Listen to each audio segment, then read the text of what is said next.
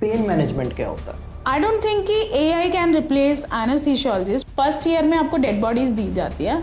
As Shri Aurobindo said कि pain is the way to bliss. तो 3 तरह के एनेस्थीसिया होते हैं। स्पाइनल एनेस्थीसिया, आपको कहीं ना कहीं उसकी लाइफ की जिम्मेदारी आपके ऊपर। बिल्कुल। सर्जन पर्टिकुलर होता है, जैसे general surgeon, gynaecologist, dental surgeon अलग अलग है, बट एनेस्थीसिया वाला एक ही होता है। नमस्कार, मेरा नाम है शौर्य भटनागर। आप देख रहे हैं द न्यूज दर्शन। दोस्तों, हमेशा से हमारा ये संकल्प रहा है, हमारी ये कोशिश रही है, हम आपको मेडिकल से रिलेटेड, जिससे आप अपनी हेल्थ का ध्यान रख सकें और अपना ध्यान रख सकें और अपने आसपास वालों का ध्यान रख सकें। हमारे पॉडकास्ट में सिर्फ डॉक्टर्स आते रहते हैं, क्योंकि भगवान के बाद कहा गया है, अगर कोई आपका हितैषी है, आपके स्वास्थ्य का ध्यान रखता है, तो वो डॉक्टर्स होते हैं। आज हमारे स्टूडियो में डॉक्टर दीप्ति मेहता जी आई हैं, और जो कि एनेस्थीसियोलॉजिस्ट हैं। मैम, पहले तो हम आपका स्वागत करते हैं। Thank you very much. Ma'am, ये जो फील्ड है एनेस्थीसिया, सबसे पहले तो आप हमको ये बताइए कि आपने अपना MBBS कहाँ से करा और आपका जो MD हुआ वो कहाँ से हुआ? मैंने MBBS किया है गवर्नमेंट मेडिकल कॉलेज हल्द्वानी से, उत्तराखंड से ही। मैं बेसिकली उत्तराखंड से ही हूँ। और मैंने अपना MD किया है Himalayan institute of medical sciences, Jolly Grant, Dehradun से। जब भी हम एनेस्थीसिया का नाम सुनते हैं तो लोगों के दिमाग में बहुत सारे मिसकंसेप्शंस आते हैं, और मुझे ऐसा लगता है कि ये एक ऐसा टॉपिक है जिसको बहुत ज़्यादा लोगों ने समझा नहीं है, जाना नहीं है। इवन मैं इंटरनेट पर भी रिसर्च कर रहा था, मुझे बहुत ज़्यादा कोई पॉडकास्ट, बहुत ज़्यादा कोई इंटरव्यूज़ इस विषय पर नहीं मिले। आपने अपनी MBBS करी, आप अगर चाहती तो आप किसी और फील्ड में भी जा सकती थी, आप कुछ और भी कर सकती थी, आपने यही फील्ड क्यों चूज किया?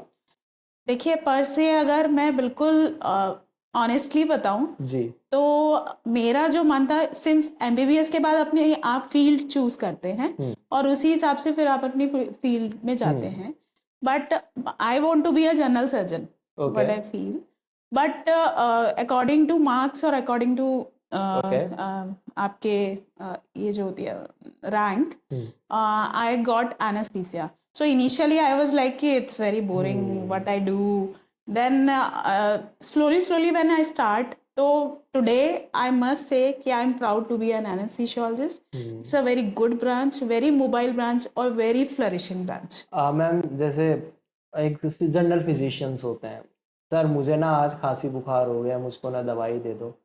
तो एनेस्थीसिया में ऐसा तो नहीं है कि कोई पेशेंट आया, अरे मैम मुझको ना बेहोश कर दो आज, नहीं, ऐसा तो नहीं होता ना? नहीं, बिल्कुल तो नहीं। पेशेंट और डॉक्टर रिलेशनशिप है लॉन्ग टर्म में। कहीं ना कहीं आपको ऐसा लगता है कि वो जो इंटरेक्शन एक डॉक्टर पेशेंट के साथ रखता है, उसमें कहीं ना कहीं थोड़ी कोई कमी आती है, या फिर आपको लगता है कि शायद हमारा इंटरेक्शन थोड़ा बढ़ जाता? बिल्कुल। एनेस्थीसिया को यूजुअली जो लोग जानते हैं वो जानते हैं कि बेहोशी वाले डॉक्टर होते हैं, बस आते हैं, सुई लगाते हैं और चले जाते हैं, दैट्स इट। तो basically we work behind the curtain, जैसे मूवीज में होता है, जो एक्टर एक्ट्रेस होते हैं वो पूरा क्रेडिट ले जाते हैं। You are the king maker, right? तो जब भी कोई जनरल सर्जरी होगी तो आपके बिना तो नहीं हो सकती। नहीं, बिल्कुल तो नहीं। आप तो एक तरीके से जो पिलर्स खड़े हैं उसके बेस में काम कर रहे हैं, राइट? बिल्कुल। तो ये जो एनेस्थीसिया जो ब्रांच है, सबसे पहले हम इस वर्ड को तोड़ते हैं। What is anaesthesia? Anesthesia means it's makeup of, it's consist of 3 words. Okay. Like analgesia, pain relief, मतलब एक पेन रिलीफ, एमनेजिया मतलब आपको याद नहीं रहता सर्जरी का, and muscle relaxation, that means कि कंप्लीट आपकी बॉडी रिलैक्स होती है, सो दैट सर्जन को इजी होता है आपको सर्जरी करने के लिए। ओके। तो ये जो हम किसी को एनेस्थीसिया देते हैं, मुझे याद है एक बार मैं, एक बहुत छोटा सा मेरा कोई ऑपरेशन था and I was in hospital. तो वहाँ पे क्या होता है, I was lying on the bed, जो कि OT में मैं था। तो एक बंदा मेरे से लगातार बात कर रहा था। अब मुझे ऐसा लग रहा था कि वो इंटेंशनली बात कर रहा है, और इंटेंशनली मैं उनसे बात करता रहा, और मुझे पता ही नहीं चला मैं कब बेहोश हो गया। यस, वो आपका एनेस्थीसियोलॉजिस्ट ही था जिसको आप पहचान नहीं पाए। तो इसीलिए I am here to just make you aware कि हु इज एनेस्थीसियोलॉजिस्ट और आपको उनसे मिलना क्यों जरूरी है। वो मुझसे बात कर रहे थे। It is something like psychological. या यूजुअली जब भी ओटी में कोई पेशेंट आता है उसको बहुत डर होता है, बहुत एंशियस होता है, उसको लगता है कि पता नहीं क्या होगा, मुझे दर्द तो नहीं होगा। एक जो मेन सिम्टम होता है जो उसको परेशान करता है दैट इज पेन, कि अगर कट लगेगा तो मुझे पेन तो नहीं होगा। तो वो पेन को खत्म करने के लिए वी आर देयर, वो एंजाइटी को खत्म करने के लिए वी आर देयर। तो usually we talk to the patient, क्योंकि मेनी ए टाइम्स ऐसा होता है कि फर्स्ट टाइम हम पेशेंट को ओटी टेबल पर ही देख रहे होते हैं, क्योंकि मैक्सिमम पेशेंट जो हैं हमसे नहीं मिलते हैं, वो ओटी के दिन ओटी की टेबल पर ही मिलते हैं। तो we try to make a rapport with the patient और try to relieve its anxiety. Not only a doctor, आपको एक दोस्त की तरह, एक साइकोलॉजिस्ट की तरह पेशेंट के साथ इंटरेक्शन करना पड़ता है। बिल्कुल, क्योंकि ऑब्वियसली आप अगर ओटी में जा रहे हैं तो आपकी धड़कनें ऑलरेडी बढ़ जाती हैं, तो उस टाइम पेशेंट को चाहिए कि उसको किसी भी तरीके से आप रिलीफ दे सकें, साइकोलॉजिकली, मेडिकली, दोनों तरह से। जैसे मैंने कभी कभी ऐसा सुना है, जैसे क्या होता है कि अगर कोई पेशेंट है और उसका ऑपरेशन होने वाला है, उसका बीपी शूट कर जाता है या फिर बहुत सारी ऐसी प्रॉब्लम्स होती हैं, ये ज़्यादातर डर के कारण होती हैं। हाँ, तो उस कंडीशन में जो ऑपरेशन है वो पोस्टपोन भी करना पड़ता है। बिल्कुल। तो वो क्या कंडीशंस बनती हैं? सी, वो कंडीशंस तभी बनती हैं अगर पेशेंट हमारे पास पहले नहीं आता है। एक पीएसी होता है, that is pre anaesthetic checkup. Okay, वो हमेशा हम चाहते हैं कि जब भी कोई पेशेंट सर्जरी के लिए प्लान्ड है वो हमेशा हमारे पास पहले आए, ताकि हम पहले से उसके वाइटल्स, उसकी हिस्ट्री और उसकी कोई भी दवाई चल रही है पहले से या कोई भी उसकी हिस्ट्री है वो हम ले लें और उस हिसाब से हम उसको ऑप्टिमाइज कर लें। Okay ma'am, it is very interesting course by the way. Yeah, it's very interesting. It is very interesting, and there are some myth about anesthesia. It is clinical or not? It is a pure clinical branch and it is a degree course. Okay. तो लोग इतना इस पे misconception लिए क्यों बैठे हैं? It is not a clinical something. Because देखिए, क्योंकि पेशेंट और पेशेंट डॉक्टर रिलेशनशिप नहीं है इसमें ज्यादा। Okay. पेशेंट आता है, सर्जन के पास आता है, उसी से डील करता है, देन ओटी में आता है, कई बार पीएसी भी नहीं होती है, जो मैंने आपको बताया। मेरा आज का यहाँ पे आना यही है कि मैं आई वांट कि अगर आप किसी सर्जरी के लिए जा रहे हैं तो अपने एनेस्थीसियोलॉजिस्ट के बारे में जाने, उससे मिलें। एट प्रेजेंट आप अभी कहाँ पर काम कर रहे हैं? कहाँ अपनी सर्विसेज आपकी? मैं प्रेजेंटली उत्तराखंड में एक छोटा सा शहर है रुड़की, वहाँ पर विनय विशाल हेल्थ केयर में काम कर रही हूँ। आपका जितना भी एक्सपीरियंस रहा है, आपने मुझे बताया कि हम बात भी करते हैं, कभी ऐसा हुआ कि आप किसी पेशेंट से बात कर रहे हैं एंड वो इमोशनल हो गया या उसने आपको ओवर शेयर कर दिया? बिल्कुल, मैक्सिमम टाइम ऐसे ही होता है कि यूजुअली पेशेंट बहुत घबराए होते हैं, तो we give some drugs so that उनकी एंजाइटी कम हो, और जब उनकी एंजाइटी कम होती है और जब हम उनसे बात करते हैं तो they tell their secrets also, but वो सीक्रेट्स हम अपने पास तक ही रखते हैं। एक्चुअली मेरे साथ भी ऐसा हुआ था। मुझे वो बंदा आज भी याद है जो मेरा एनेस्थीसियोलॉजिस्ट था, उनका नाम अब्राहम था। और वो लगातार मुझसे बात कर रहे थे, वो मुझसे मेरे फ्यूचर प्लान डिस्कस कर रहे थे और मुझे ऐसा लगने लगा था ही इज माय फ्रेंड। तो अभी फ्रेंडशिप डे भी आ रहा है कुछ टाइम में, तो मुझे लगता है कि एनेस्थीसियोलॉजिस्ट का जो पार्ट है वो मोर देन डॉक्टर एक पेशेंट के साथ कम्युनिकेशन लेवल को मेंटेन करना और उसके लेवल तक जाना और उसको काम फील कराने का भी बहुत होता है। अगर हम बात करें टेक्निकलिटीज की, एनेस्थीसिया में क्या केमिकल कंपाउंड्स आप लोग यूज करते हैं? कितना समय लगता है बेहोश होने में? देखिए, मोटा मोटा अगर मैं बहुत ही बेसिक सा बताऊं तो 3 तरह के एनेस्थीसिया होते हैं। स्पाइनल एनेस्थीसिया, जिसमें एक पर्टिकुलर पार्ट, जैसे नीचे जितनी भी नीचे की सर्जरीज होती हैं, जैसे लोअर एब्डोमेन और जो लेग्स की सर्जरी होती है, उसमें बेसिकली हम स्पाइनल एनेस्थीसिया देते हैं। दूसरा होता है जनरल एनेस्थीसिया, जिसमें बिल्कुल पूरा बेहोश कर देते हैं। जस्ट आपको एक मास्क से हम इनहेलेशनल एजेंट्स देते हैं और पेशेंट को नींद आ जाती है, फिर उसको कुछ पता नहीं चलता है। और तीसरा होता है लोकल एनेस्थीसिया, जो कि हम कोई पर्टिकुलर पार्ट, सपोज जैसे अगर छोटा सा मेरे को यहाँ पे सिस्ट है तो मैं बस यहीं से कुछ दवाई देके सिर्फ ये वाला पार्ट आपको सुनकर। मैम, आपके साथ कन्वर्सेशन में मुझे बहुत मज़ा आ रहा है और अच्छा लग रहा है, क्योंकि एक तो नई जानकारी जो बहुत ज़्यादा मार्केट में नहीं है, दूसरा आप बहुत पॉइंटेड आंसर दे रहे हैं कि अगर मैंने कोई क्वेश्चन पूछा है, जैसे आपने तीन तरीके से इसको बता दिया कि ये ऐसे ऐसे हम तीन तरीके से करते हैं। एक हम हिंदी में कहते हैं सुन कर देना। तो ये जो आपने बताया कि इतना पार्ट पे एनेस्थीसिया दिया जाता है, तो इसको वही वो सुन कर देना ही होता है जो हाँ हम बिल्कुल हिंदी में बोलते बिल्कुल, हैं वो सुन कर सुन दिया। करना, यस। ओके। सॉरी टू से, हाँ। अभी I am trying to be more in हाँ। नॉर्मल लेमैन नहीं नहीं, मैं लैंग्वेज। वो तो देखो, हम तो जिसे अपनी जो देसी भाषा होती बिल्कुल है ना, बिल्कुल नॉर्मल भाषा में कह देते हैं कि भाई हम तो लेमैन की भाषा में, यार ये पार्ट ना सुन कर दिया, पता नहीं चलता।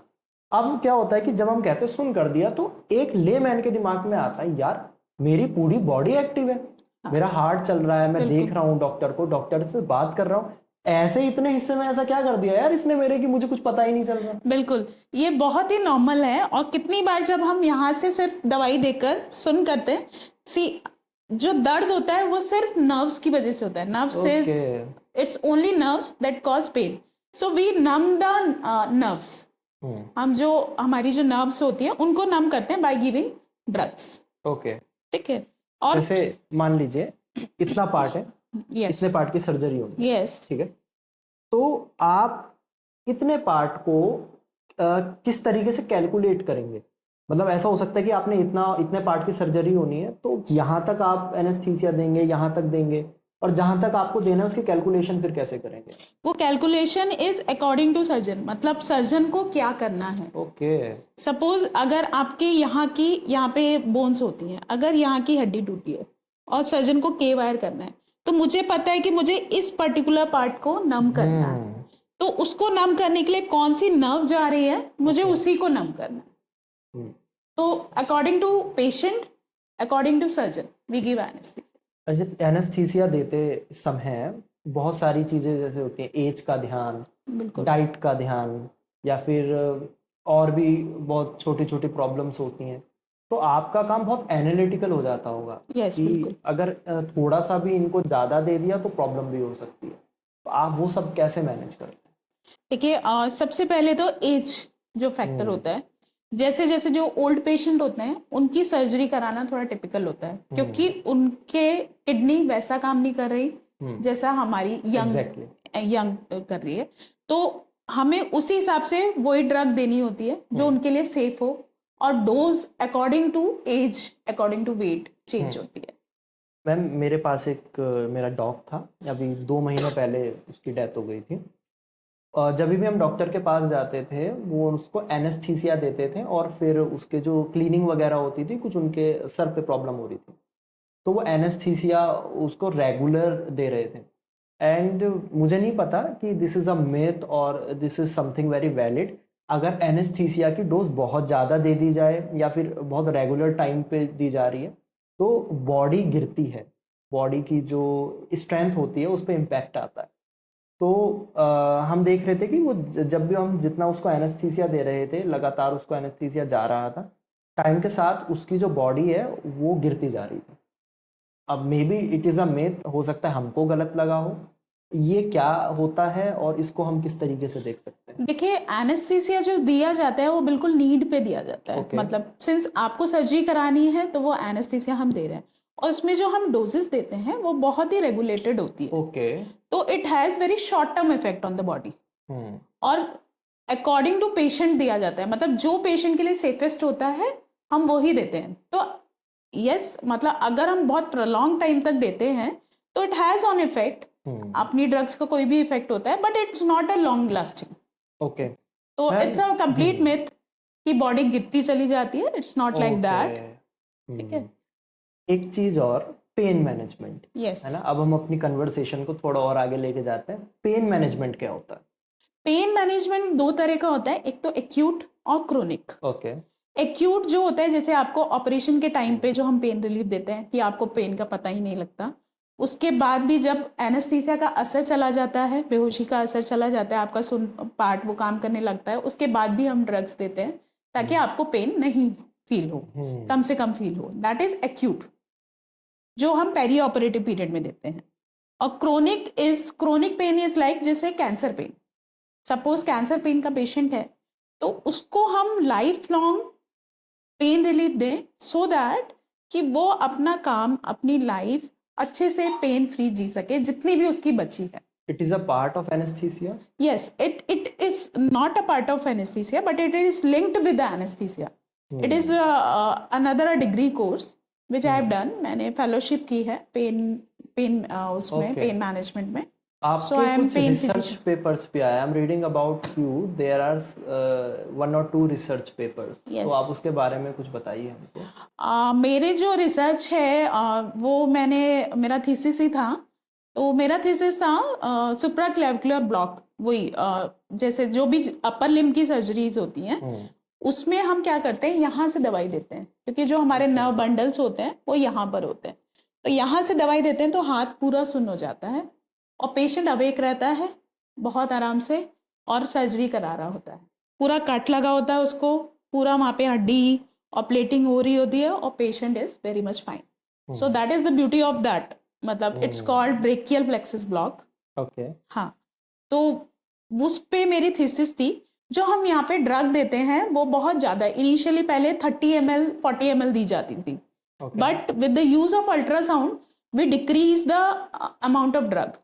तो मैंने जो करा है वो सब पेशेंट पे किया था और 15 ml, just for 15 ml. Initially हम 40 ml 30 ml देते थे.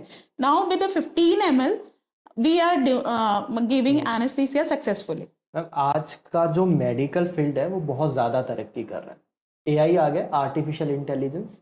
दुनिया में बहुत सारे ऑपरेशन ऐसे हो रहे हैं कि डॉक्टर किसी और कंट्री में बैठे हैं, ऑपरेशन कहीं और हो रहा है, वो बस रिमोटली ऑपरेट कर रहे हैं. एनेस्थीसियोलॉजिस्ट, आपको ऐसा लगता है कि आने वाले टाइम में ये भी एआई से कैलकुलेट किया जा सकता है या फिर इसमें मैनुअल नीड की हमेशा ज़रूरत पड़ेगी, क्योंकि इट इज़ वेरी क्रिटिकल. छोटा सा डोज भी ज़्यादा चला जाना या कम चले जाना एक प्रॉब्लमेटिक सिचुएशन हो सकती है. I don't think कि AI can replace anesthesiologist per se, क्योंकि it's very subjective. Okay. And it is very patient oriented. मतलब उस टाइम पर क्या हो रहा है वो मुझे असेस करना है और मुझे कितना देना है और कितना नहीं देना है, और अगर मैंने दे दिया है तो उसको बाहर कैसे बॉडी से निकालना है वो मुझे ये चीज फिर बंदे के बिहेवियर पे भी डिपेंड करती है, जो आपको समझना पड़ेगा. हर पेशेंट अलग होता है. हर पेशेंट, किसी पेशेंट को मैं कहूँ 1 ml दूंगी उससे कुछ नहीं होगा, किसी पेशेंट को 1 ml में ही कॉम्प्लिकेशन आ जाता है. यानी कि एनेस्थीसियोलॉजिस्ट की जॉब तो बिल्कुल सेफ है. हाँ, बिल्कुल, डेफिनेटली सारी जॉब जाने वाली है, लेकिन ये वाला फील्ड बिल्कुल सेफ रहने वाला है. अच्छा मैम, एक क्वेश्चन और पूछते हैं आपसे. बिल्कुल. एक मिनिमम और मैक्सिमम सैलरी कितनी होती है, क्योंकि हमारे व्यूअर्स को जानना है. ओके. बट आई फील कि anaesthesiologist can earn minimum 2 to 5 plus आराम से. मतलब डिपेंड करता है आपका एक्सपीरियंस, प्लेस ऑफ वर्क और द मतलब hospital in which you are working.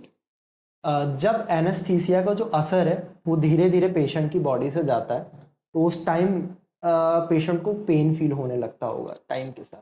तो उस टाइम भी आप सेम मेडिकेशन के साथ चलते हैं या फिर कुछ अलग टैक्टिक्स यूज नहीं, वो डिफरेंट होती है मेडिकेशंस, क्योंकि जो हम ओटी में यूज करते हैं मेडिकेशंस उनके साइड इफेक्ट्स होते हैं जो हम ही मतलब उसको मैनेज कर सकते हैं इन ओटी. मतलब कंटिन्यूसली आपको टोज पे रहना पड़ता है अपने जो आप मेडिकेशंस देते हैं एनेस्थीसिया के टाइम पर. बट जो बाद में देते हैं तो बाद में हम उतना मॉनिटर नहीं करते, क्योंकि पेशेंट वार्ड में या कहीं पर होता है तो नर्सिंग स्टाफ ही मॉनिटर करता है, तो वहाँ पे हम दूसरी दवाइयाँ देते हैं. ओके. अगर कोई हार्ट की सर्जरी होनी है और कोई भी जनरल सर्जरी मान ले होनी है, तो आपका तो होना बहुत ज़रूरी है. बिल्कुल, है डेफिनेटली. ना, आपके बिना तो कोई सर्जरी मुझे नहीं लगता कंडक्ट हो पाएगी. Back to your college days, जब आप अपनी मेडिकल कर रहे थे, एमबीबीएस कर रहे थे, उस टाइम किस तरीके से आप लोग प्रैक्टिस करते थे? जैसे जनरल सर्जरी में कुछ बॉडीज होती हैं उन पे आप वर्क कर सकते हैं. That is in first year. वो फर्स्ट ईयर में होता है जब आपको कैडेवर दिए जाते हैं. मतलब कैडेवर मतलब डेड बॉडीज.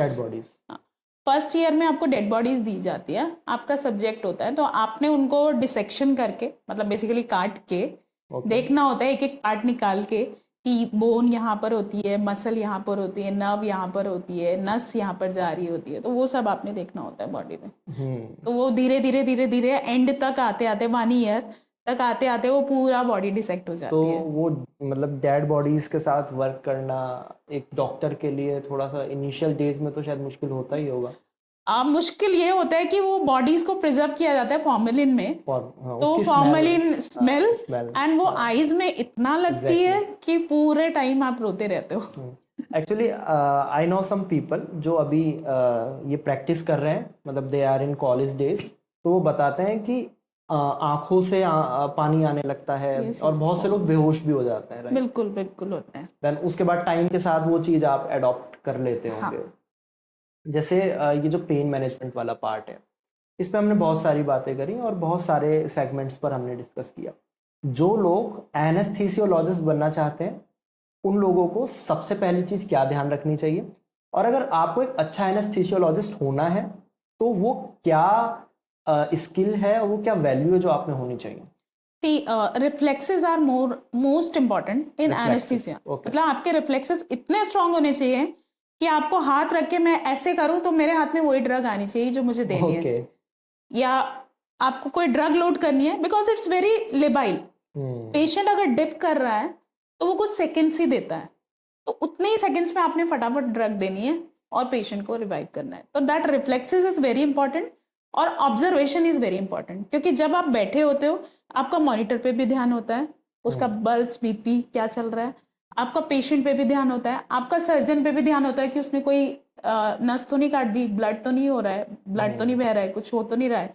देन आपका यूरो बैग होता है उस पर भी ध्यान होता है कि उसका यूरिन आउटपुट कितना है, आपका फ्लूइड चल रहा है कि वो कितना चल रहा है, कब चल रहा है। तो ये सब मतलब पूरा आपको ध्यान रखना पड़ता है। मैं बहुत सारे लोगों से बात करता हूँ और मैंने बहुत सारे लोगों का इंटरव्यू लिया है, पॉडकास्ट किया है, बट एक जो होता है कि प्रिसाइज होना, मैं क्वेश्चन कुछ पूछता हूँ लोग चले कहीं और जाते हैं, बट ये चीज आपकी बातों में भी दिख रही है, you are very precise to the because anaesthesiologist should be precise, very precise. तो ये तो आप एक तरीके से आपका जो डेली लाइफ है वो चीज उसमें भी आ चुकी है, and which is very good thing. तो आपका जो पर्सनल लाइफ है और ये जो आपकी प्रोफेशनल लाइफ है इसमें कोऑर्डिनेशन कैसे बैठता है? क्योंकि एक कोई ऑपरेशन होना है और आपको वहां होना ही पड़ेगा, आपका होना वहां जरूरी है। तो ये जो पर्सनल लाइफ है, प्रोफेशनल लाइफ है, आपके लिए एक इम्बैलेंस भी कभी ना कभी क्रिएट कर होता है। यस बिल्कुल। इसके लिए I am very thankful to my mother, she always be my side. I have 2 kids, तो she take care of my childrens every time. इसीलिए I can go anywhere any time and I can take care of my patients. अभी जो आपने जो course किया, जो आपने research papers आपके पब्लिश हुए, इन सब से आपकी लाइफ की प्रोलॉन्ग लर्निंग क्या रही है? आपने सबसे ज़्यादा क्या सीखा? और इस फील्ड में, क्योंकि आपका जो ये फील्ड है, बीइंग अ डॉक्टर, एक बहुत बड़ी रिस्पॉन्सिबिलिटी आपके सर पे होती है।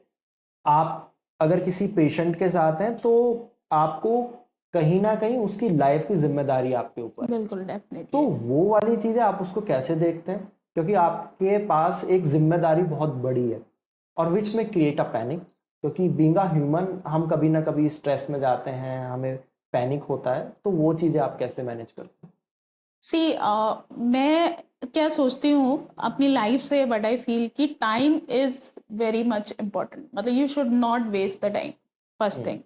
सेकेंड, जो पेशेंट है उसके लिए आपको एकदम ईमानदार होना पड़ेगा। मतलब उसके सारी फीलिंग्स के साथ आपको कोऑर्डिनेट होना पड़ेगा। मतलब अगर वो इमोशनल है तो वो भी शेयर करता है, आपने वो भी सुनना है, उसको काम भी करना है, देन उसको सुलाना भी है, इंड्यूस स्लीप भी करना है, उसको कंफर्टेबल भी करना है।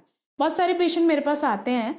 एक मुझे याद है अभी रिसेंटली मैंने एक लेडी कराई थी, उसका फोरआर्म प्लेटिंग होनी थी। ओके। तो she is very much worried कि मेरे को तो बहुत दर्द हो रहा है, बहुत दर्द हो रहा है, ऑपरेशन में कैसे कराऊंगी, मेरे को बहुत दर्द हो रहा है। She is very much worried.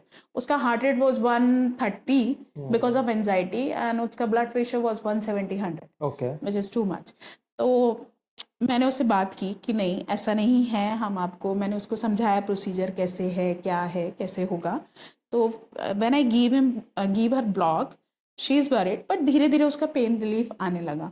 तो उसके बाद यू कांट बिलीव, मैंने उसको इतना सा सिडेशन भी नहीं दिया और उसका heart rate was settle to 74 and blood pressure is perfectly normal 110/70, और उसने बड़े आराम से पूरी सर्जरी कराई। जब हम बात करते हैं स्पिरिचुअलिटी की, धर्म की, तो उसमें एक बहुत इम्पॉर्टेंट और बहुत बेसिक मोरल होता है सजगता, आपका अटेंटिव होना। बिल्कुल यानी कि आप चल रहे हैं, आपने जैसे कहा कि आपको रिफ्लेक्सेस पे बहुत ध्यान देना पड़ेगा।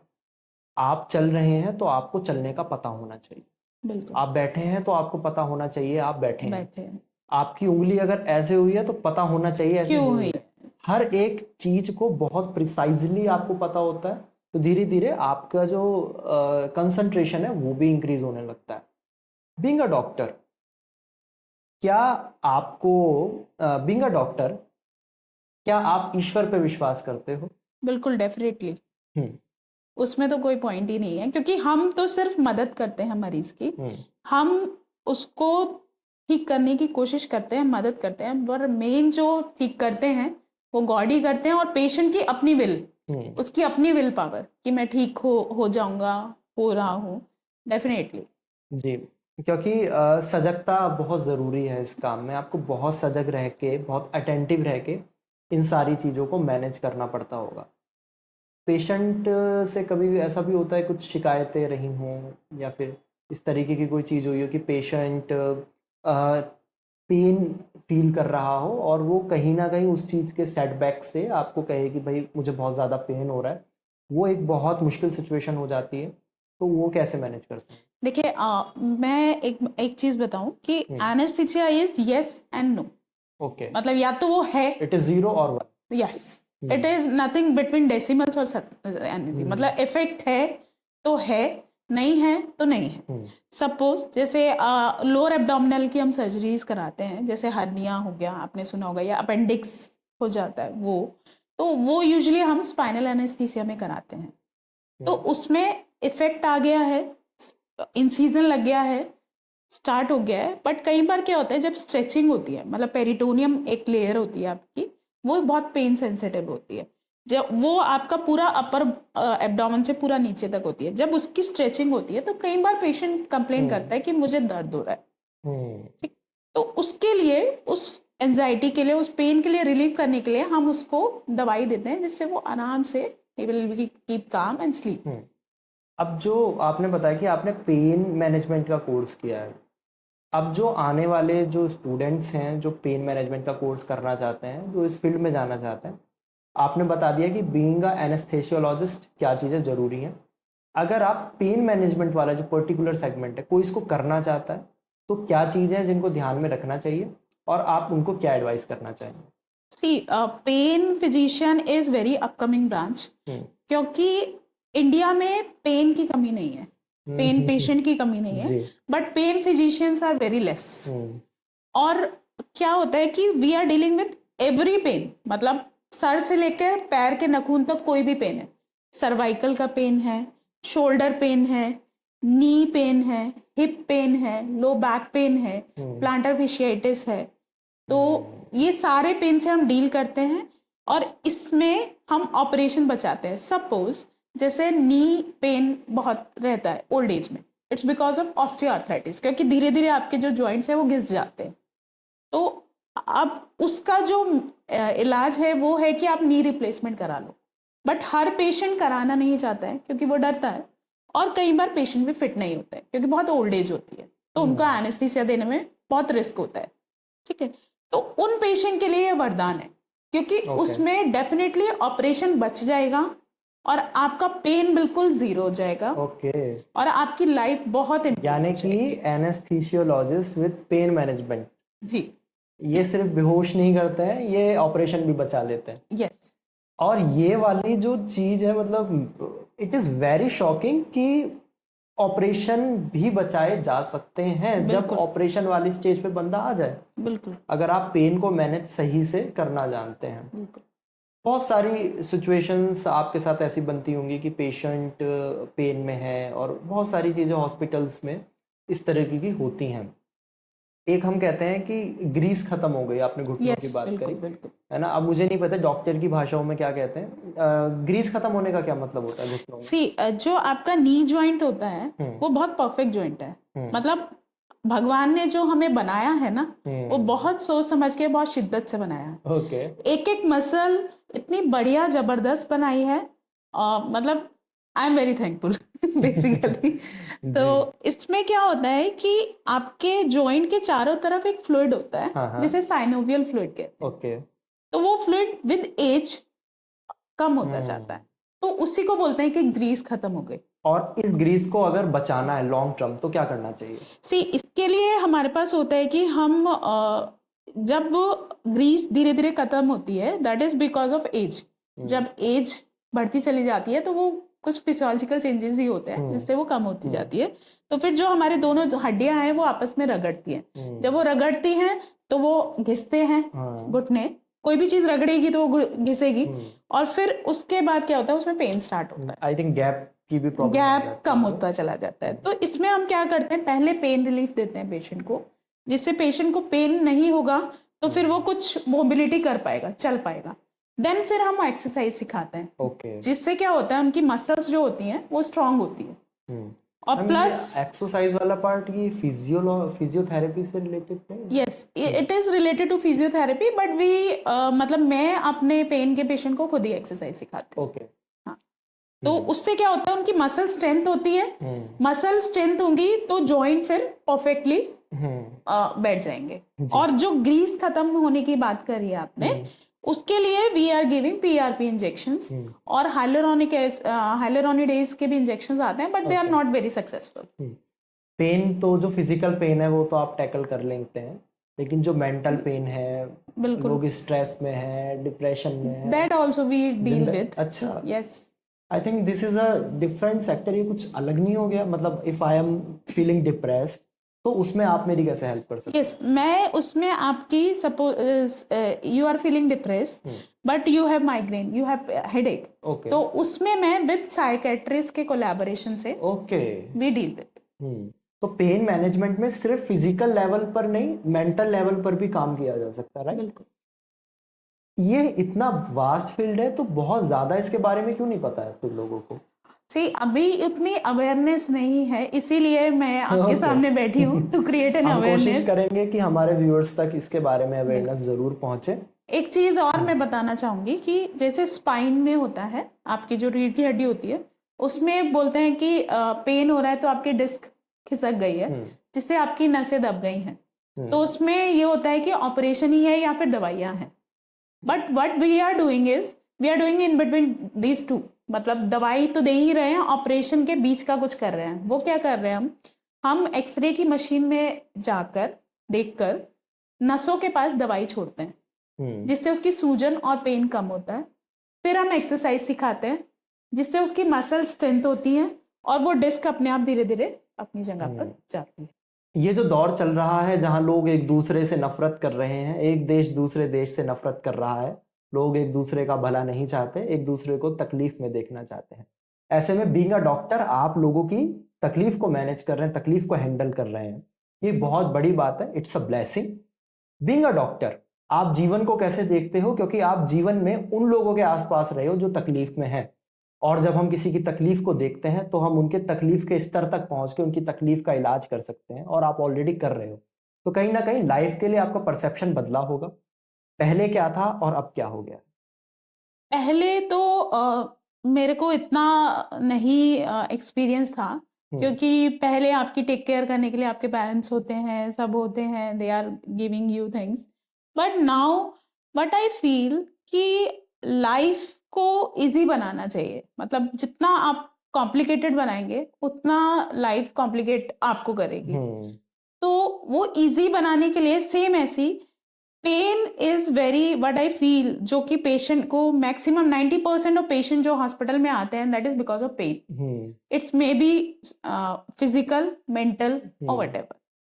तो that pain is because of tension, और that tension is because of your life is complicated. So what I feel कि यू मतलब always make your life simple, sorted, simple, and always respect your time and your elders. एक मिर्जा गालिब का शेर है कि दर्द का हद से गुजरना है दवा हो जाना। तो जब पेन है वो बहुत ज्यादा हो जाता है, ओवर पावर हो जाता है, तो वो दवा हो जाता है। इसके पीछे एक बहुत साइकोलॉजिकल फैक्ट है जो कि आपने कहा कि आपको मेंटल लेवल पे चीजों को समझना पड़ेगा और आपको मेंटली स्ट्रांग होना भी बहुत जरूरी है, and which is a very good part. And one एक तरीका जो है मेंटल स्ट्रांग का is spirituality. That means you have to give time to your body. आपको मेडिटेशन और ये सब जरूर करना चाहिए, इट्स वेरी हेल्पफुल। एक बार क्या हुआ था madam, I was in new Delhi and I was standing on the footpath. तो मैंने अपना एक कदम आगे रखा और मेरा वो पैर मुड़ गया, और I have lots of burden on my shoulders. तो वो मेरा लिगामेंट इंजरी वहाँ पर हुई थी। मैं वहाँ पे बैठा हुआ था एंड आई वॉज लाइक, बहुत पेन हो रहा था मुझे। देन मैंने सोचा कि ठीक है, इस पेन को एंजॉय करते हैं। मुझे बहुत पेन हुआ और मुझे वो पेन हो रहा था, बट मैं उसको ऐसे नहीं ले रहा था यार कुछ बहुत बुरा हो गया। Then suddenly I came to with my professor, मेरी उनसे बात हुई, मैंने कहा सर ऐसा हुआ था बट आई वॉज एंजॉइंग। तो उन्होंने मुझे बताया कि बेटा, it is a pain, it is a very very important part of spirituality. As Shri Aurobindo said कि pain is the way to bliss, यानी कि ये जो दर्द है ये आपको ईश्वर तक लेकर जाता है। तो अगर आप दर्द को दर्द की तरह ना देखें, आप देखें कि ये बीत जाएगा, क्योंकि हमारी जो अच्छे दिन चल रहे थे, खुशी चल रही थी, वो भी बीत गई। बट आप उस दर्द को भी इंजॉय कर सकते हैं। उस टाइम मैंने फील किया। अब जब भी कोई ऐसी इंजरी हो जाती है तो मैं कोशिश करता हूँ उसको कम से कम फील किया जाए। एंड वो वाला जो पार्ट था, वो जो एक स्पिरिचुअलिटी के आयाम से उन्होंने पेन को मुझे बताया था कि pain is the way to bliss, वो मैंने अब हमेशा अपने साथ रखा।